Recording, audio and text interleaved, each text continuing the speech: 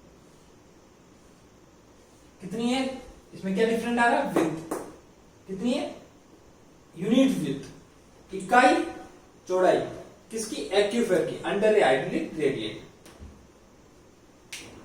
जो दर है वाटर की, जो एक पर्टिकुलर विस्कोसिटी और ट्रांसमिटेड कहां हो रही है, थ्रू ए यूनिट विद किसकी, एक्यूफर के एक पर्टिकुलर इकाई चौड़ाई में, और किसके अंदर, ये हाइड्रोलिक ग्रेडियंट के अंदर।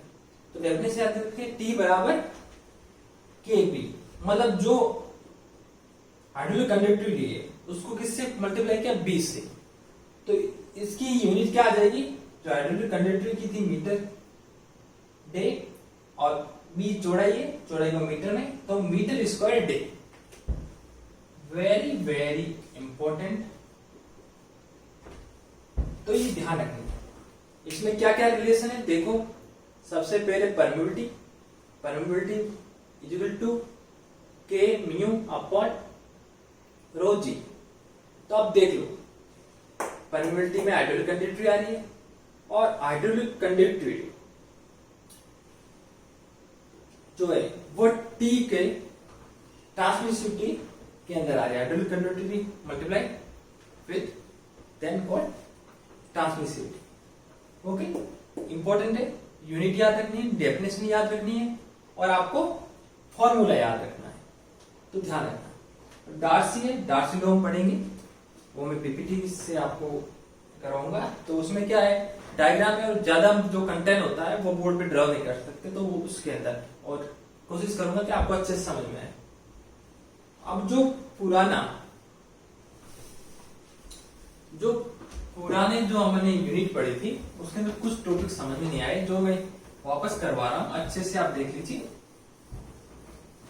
जो मैंने हेडिंग थी, aqua clue, aqua fuse, aqua tarred and aquifer, जो उसके अंदर टेबल है वो तो टेबल आपको याद रखनी है, स्पेसिफिक फील्ड यील्ड की किसकी कितनी है, पोरोसिटी किसकी कितनी है, वो टेबल तो आपको याद रखनी है अच्छे से।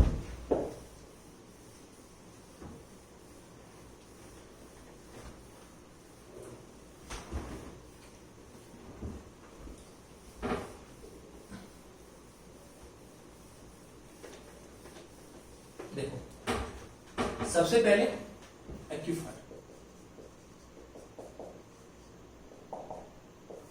एक्यूफर क्या होता है, एक्यूफर कोई रॉक फॉर्मेशन है, ध्यान है ना, इसी डायग्राम समझिए। ए वाटर बियरिंग रॉक फॉर्मेशन, मतलब वाटर युक्त रॉक फॉर्मेशन है, विच है वो